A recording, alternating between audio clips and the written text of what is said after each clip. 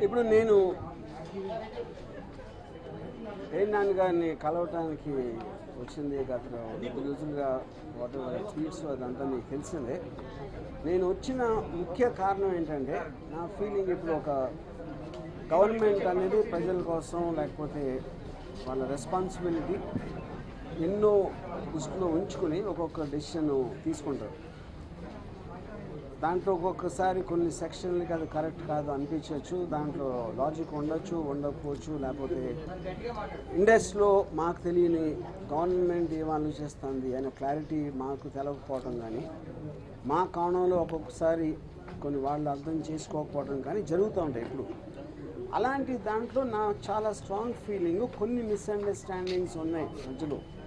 ఎవరో కూడా ఒక పని కట్టుకుని ఇంకోటి నష్టం చేయాలి లేకపోతే కలిగించాలి అని అంటారని నేను అంగీకరించినాను. సో నేను నా ఆస్పెక్ట్లో నాకున్న 30 years ఎక్స్పీరియన్స్లో ఫిల్మ్ ఇండస్ట్రీ పర్స్పెక్ట్లో ఏం చేస్తారు ఎందుకు చేస్తారు అనేది నేను మ్యాక్సిమమ్ ఈ కాంటెక్స్ట్లో నేను వివరించడానికి ట్రై చేశాను. అలాగే నాన్నగారు కానీ మిగతా ఆఫీసర్లు వాళ్ళ పాయింట్ ఆఫ్ వ్యూలో ఆ ఆస్పెక్ట్ నాకు కొన్ని చెప్పారు. అందులో నిజంగా నాకు కొన్ని తెలియదు.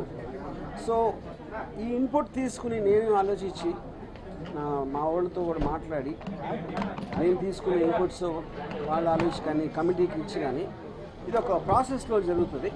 ఆ ప్రాసెస్ ప్రకారం డెఫినెట్గా అందరికీ ఎమికబుల్గా ఒక సొల్యూషన్ వస్తుందని నేను చాలా స్ట్రాంగ్గా నమ్ముతున్నాను. మాట్లాడేసాను నేను అంతా అయిపోయి మాట్లాడంటే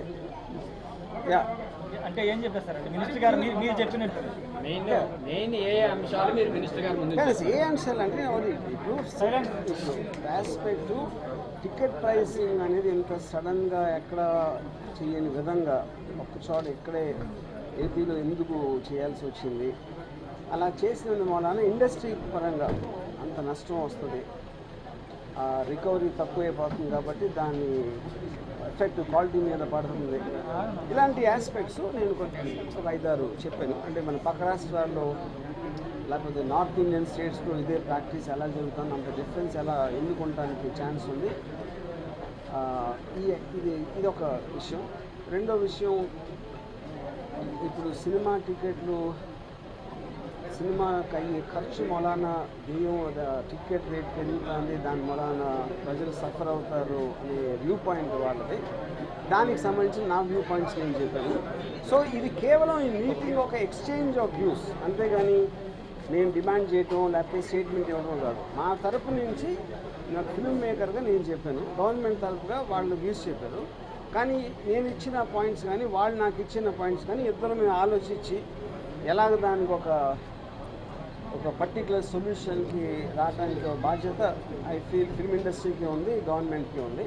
సో ఐఎమ్ వెరీ షూర్ ఏదో ఒక ఎమికబుల్ సొల్యూషన్ గ్యారంటీగా వస్తుందని నేను నమ్ముతున్నాను. గతంలో జిఎస్టీ ఎగ్గొడతా ఉన్నారు, ఎక్కువ కలెక్షన్స్ చూపిస్తూ ఉన్నారు, కానీ తక్కువ జిఎస్టీ చూపించేసి ప్రభుత్వాన్ని మోసం చేస్తూ ఉన్నారు. అది 100% అది క్రిమినల్ యాక్ట్. జిఎస్టీ ఎగ్గొట్టడం అనేది కానీ లేకపోతే రూల్స్ని ఫ్రౌడ్ చేసి అది గవర్నమెంట్కి 100% రైట్స్ ఉన్నాయి దాన్ని ట్యాకిల్ చేయడానికి, because it is working for the people. So ఎవరు ఎగ్గొడుతున్నారు, ఎంత ఎగ్గొట్టారు అనే ఇన్ఫర్మేషన్ నా దగ్గర లేదు. నేను దాని గురించి మాట్లాడడానికి రాలేదు, ఎందుకంటే నేను ఎగ్జిబిటర్స్ తరఫు నుంచి రాలేదు, డిస్ట్రిబ్యూటర్స్ తరఫు నుంచి రాలేదు. నేను కేవలం quality of the film manufacturer ప్రొడ్యూసర్కి టికెట్ అమ్ముకోవడానికి అతని రైట్ని ఇంకోటి తీసుకోవడం కరెక్ట్ కాదని ఒక ఆస్పెక్ట్ చర్చించడానికి మాత్రమే నేను వచ్చాను. ఆ మిగతా ఆస్పెక్ట్స్ నాకు తెలియదు, నేను దాని గురించి మాట్లాడవచ్చు. సార్ మొన్న మీరు పెట్రోల్లో చెప్పారు సబ్సిడైజ్ చేయొచ్చు కదా, ఎడ్యుకేషన్ హెల్త్ ఇవన్నీ చేస్తున్నారు కదా, ఇది కూడా ఒక సబ్సిడీ గవర్నమెంటే తీసుకుని దాన్ని రేట్లు తగ్గించుకుని అనుకోవచ్చు కదా, పాయింట్ రైస్ చేశారు. దానికి ఉన్న ఒక 5-6 ఆప్షన్స్ నేను అనుకునేది నా మనసు తగ్గి నేను డిస్కస్ చేయడం జరిగింది. అది వాళ్ళు నోట్ చేసుకున్నారు. దాని తర్వాత వాళ్ళ పాయింట్ ఆఫ్ వ్యూలో జనరల్ గవర్నమెంట్ పాయింట్ ఆఫ్ వ్యూలో ఆలోచించి థింక్ చేసేసాం. థియేటర్ల మూసివేత మీద ఏమన్నా మీరు చర్చించారా? ఏపీలో ఇటీవల చాలా థియేటర్లు మూతపడినటువంటి పరిస్థితి. ఇప్పుడే చెప్పాను, థియేటర్ల గురించి మాట్లాడడానికి నేను రాలేదు. థియేటర్ల మూసివేత అనేది వాళ్ళు నార్మ్స్ పాటించట్లేదా, ఫైర్ సేఫ్టీ పాటించట్లేదా అనే aspects I think concern departments will know better. అందుకని నేను అసలు దాని గురించి ఇందాక చెప్పినట్టు ఆ రెండు ఇష్యూస్ నేను మ్యాక్సిమం చర్చించాను. సార్ బయట పెద్ద చర్చ జరుగుతుంది, పొలిటికల్ ఇంటర్వెన్షన్ అంటే పవన్ కళ్యాణ్ లేదా కొంతమందిని టార్గెట్ చేస్తూనే గవర్నమెంట్ ఈ డిసిషన్ తీసుకుందని పెద్ద దేశం ప్రచారం జరుగుతుంది. అని మీరు యాక్సెప్ట్ చేస్తారు? నేను యాక్సెప్ట్ చేయను. ఎందుకంటే ఇప్పుడు పవన్ కళ్యాణ్, బాలకృష్ణ గారు కొంచెం పొలిటికల్ అఫిలియేషన్ ఉండొచ్చు బికాస్ ఆఫ్ ద ఏమంటారు అవి parties Malana what ever it is. కానీ గవర్నమెంట్ తీసుకునేది మనం నెగిటివ్గా తీసుకోవాలంటే మొత్తం అందరు స్టార్స్ని ఎఫెక్ట్ చేస్తుంది, అందరు ప్రొడ్యూసర్స్ని, అందరు డైరెక్టర్స్ని, ఆల్ ఫిల్మ్స్ ఎఫెక్ట్ అవుతాయి. అదే అనుకుంటే అప్పుడు కేవలం ఇద్దరిని టార్గెట్ చేయడానికి మొత్తం అందరినీ ఎఫెక్ట్ చేయడం అనే డెసిషన్ నాకు తెలిసి ఎవరు తీసుకుంటారు. టోటల్గా మీకు నాన్నగారు ఏమి ఫైనల్ ఇచ్చారు కంక్లూజన్? నాన్నగారి talk very amicably and extremely seriously and నాకు ఇన్పుట్ సీరియస్గా విన్నారు. And like I told you, and after that నేను కేవలం నాకు తెలిసిన పాయింట్ ఆఫ్ వ్యూలో చెప్పాను. గవర్నమెంట్కి various point of views consider చేయాల్సిన అవసరం ఉంటుంది, కానీ ఆ డెసిషను ఇది ఎంత కరెక్ట్ ఎంత కాదు, లేకపోతే ఏదో కొన్ని అంశాలు తీసుకోవాలా అనేది ఫైనల్ డెసిషన్ కమిటీ డిసైడ్ చేస్తారు. ఐఎమ్ వెరీ హ్యాపీ విత్ నేను మాత్రం 100% సాటిస్ఫైడ్. నేను ఇక్కడికి వచ్చి నేను వివరించదలుచుకొని నేను చేశాను అనుకుంటున్నాను. వాళ్ళు డెఫినెట్లీ నో ఐ డింట్ అదే చెప్తున్నా. నేను ఒకసారి మీ క్వశ్చన్ కరెక్ట్, కానీ నేను ఆన్సర్ వినటానికి రాదు. నేను అడిగిన క్వశ్చన్ విపులీకరించడానికి వచ్చాను. కరెక్టే, అదే నేను ఇప్పుడు అదే అంటున్నా. నేను ఇప్పుడు అదే అంటున్నా. నేను అడిగింది నేను ఒక లైన్లో పెట్టాను క్వశ్చన్, దానికి వేరియస్ ఎగ్జాంపుల్స్ ఇచ్చి నేను విపులీకరించడం జరిగింది నా ఐడియా ఏంటని. కానీ గవర్నమెంట్ అనేది వ్యూ పాయింట్ తీసుకుంటారు. నేను ఒక్కనే కదా, నేను ఒక్కనే ఫిల్మ్ ఇండస్ట్రీ కాదు కదా. ఇంకోటి government has to take in 100 other consideration. దీని మలానా ఏమవుతుందని. సో మీరు ఇన్పుట్ తీసుకున్న తర్వాత వాళ్ళు వేరే విధాలుగా దాన్ని స్టడీ చేసి ఏది కరెక్ట్ ఏది రాంగ్ ఎంతవరకు చేయొచ్చు అనే డెసిషన్ అనేది ఒక సిరీస్ ఆఫ్ డిస్కషన్స్. ఇది ఒకే ఒక్క డిస్కషన్లో అయిపోదు కదా. నేను క్వశ్చన్ అడిగి వాళ్ళు ఆన్సర్ చెప్పేయడం అనేది జరగదు. బట్ నా ప్రైమరీ క్వశ్చన్ మాత్రం అదే ఇప్పటికీ అదే. First of all stake holders ఎవరు దీంట్లో? Stake holders concern. First of all ఇది చాలా ఏన్షియంట్ అండి. ఇప్పుడు కన్జ్యూమర్ మ్యానుఫ్యాక్చర్ అదేదో సినిమాటోగ్రఫీ యాక్ట్లో అది ఉంది, అందులో ఉందని నాకు ఇప్పుడే తెలిసింది. I want to study that ఏంటది ఎగ్జాక్ట్లీ ఏంటనేది. స్టేక్ హోల్డర్స్ అని ఏమి ఉండదు. స్టేక్ హోల్డర్స్ అనేది ఇప్పుడు సినిమాలు ఉంటాయి, థియేటర్స్ ఉంటాయి, ఒక ప్రైస్ డిసైడ్ చేసి ఒక ఫ్యాక్టర్ ఉంటుంది. ఇప్పుడు డెమోక్రసీలో ఎనీ పర్సన్, ఇప్పుడు నేను ఫిల్మ్ ఇండస్ట్రీ తరఫు నుంచి రాలేదు. ఫస్ట్ ఆఫ్ ఆల్ నేను నా తరఫు నుంచి వచ్చాను. యాజ్ ఎ ఫిల్మ్ మేకర్ ఈ గవర్నమెంట్ చేసిన ఒక రెగ్యులేషన్ అని ఎఫెక్ట్ చేస్తుంది అన్న దానికి రిప్రజెంట్ చేస్తా నేను వచ్చాను. ఇదే వ్యూ మిగతా ఫిల్మ్ ఇండస్ట్రీకి ఉంటుందా అంటే నాకు తెలియదు. అందుకని నేను ఒక్కనే వచ్చాను. బట్ ఒక ఇండస్ట్రీలో ఒక అతనికి చేసింది ఆటోమేటిక్గా అందరికీ అన్వయిస్తుంది కాబట్టి the whole industry will have.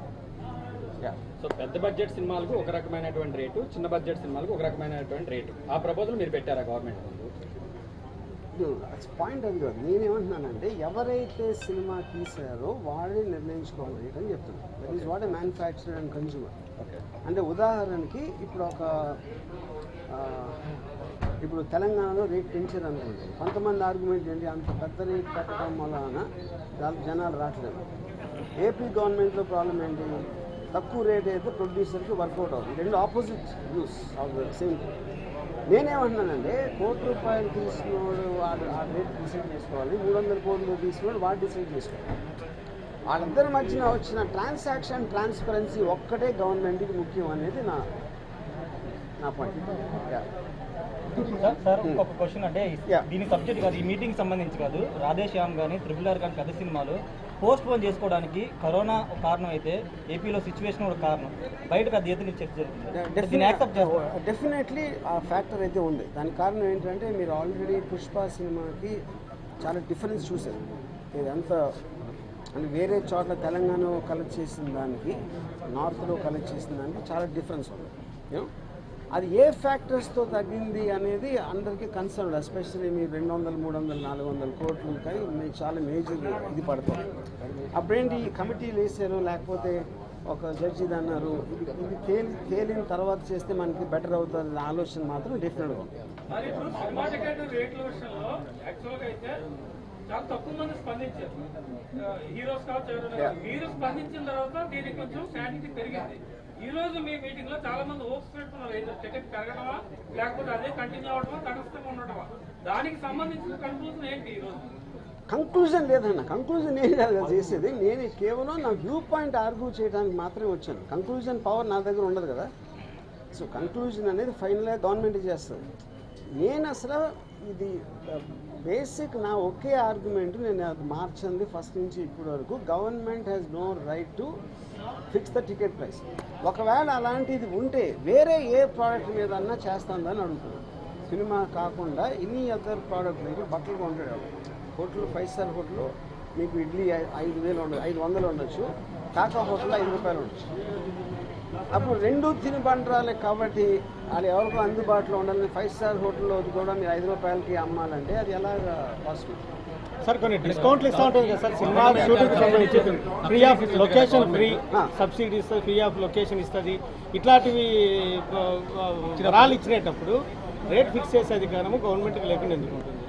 ఎలా అదే అన్నా కాదండి, మీరు తయారు చేసినప్పుడు మీ ఖర్చుతో చేసి మేము సబ్సిడీ ఇస్తున్నాం కదా. అదే సబ్సిడీ ఇచ్చినప్పుడు ప్రాబ్లమే ఉంది. ఇప్పుడు మీరు కాలేజ్ ఉంది, కాలేజ్లో ఫలానా ఇంతమందికి మీరు రిజర్వేషన్ ఇచ్చి తక్కువకి ఇవ్వాలన్నప్పుడు గవర్నమెంట్ కాంపన్సేట్ చేస్తుంది కదా, ప్రైవేట్ కాలేజ్లో నేను చెప్పేది. అప్పుడు అది కానీ మ్యానుఫ్యాక్చర్ ఎవరైతే చేస్తారో అతన్ని ఫోర్స్ చేసి అతని ప్రోడక్ట్ని తక్కువ రేటుకి అమ్మించడం అనేది మాత్రం ఐ డిసగ్రీ. ఇది మళ్ళీ రామాయణం అంతా ఇది రాముడి ఫైనల్ గా ఆంధ్రప్రదేశ్ కూడా మినిస్టర్ గారు ఒకటి చెప్పారు, ఇది service sector, public service sector కదా. గవర్నమెంట్ ఇంటర్వెన్షన్ అనేది కంపల్సరీ ఉంటుంది. సర్వీస్ సెక్టర్ ప్రజలకు వినోదాన్ని అందించేటటువంటి సేవా రంగం కాబట్టి మీరు అటువంటి పబ్లిక్ అసలు గవర్నమెంట్ ఇంటర్వెన్షన్ ఉండకూడదని మీరు అంటున్నారు. ప్రైసింగ్ అనకూడదు, ఎనీ మ్యానుఫ్యాక్చర్ దాంట్లో. నేను చివరికి చెప్పేది ఒకటే, ఇప్పుడు నేను వచ్చింది కేవలం నా పాయింట్ ఆఫ్ వ్యూ చాలా విపులంగా చెప్పడానికి. వాళ్ళందరూ చాలా I mean with lot of respect they heard it. కానీ ఇందాక చెప్పినట్టు వాళ్ళు వేరే పాయింట్ ఆఫ్ వ్యూస్, వేరే రామిఫికేషన్స్, లేకపోతే దాన్ని కొంచెం అదర్ ఫ్యాక్టర్స్ అన్ని కన్సిడర్ చేయాలి కాబట్టి they take their own time to come back. ఈ లోపల వాళ్ళు నాకు చెప్పిన నాకు తెలియని కొని నేను నోట్ చేసుకున్నాను. I also want to think about it and come back it. Sir ఈ నాని గారు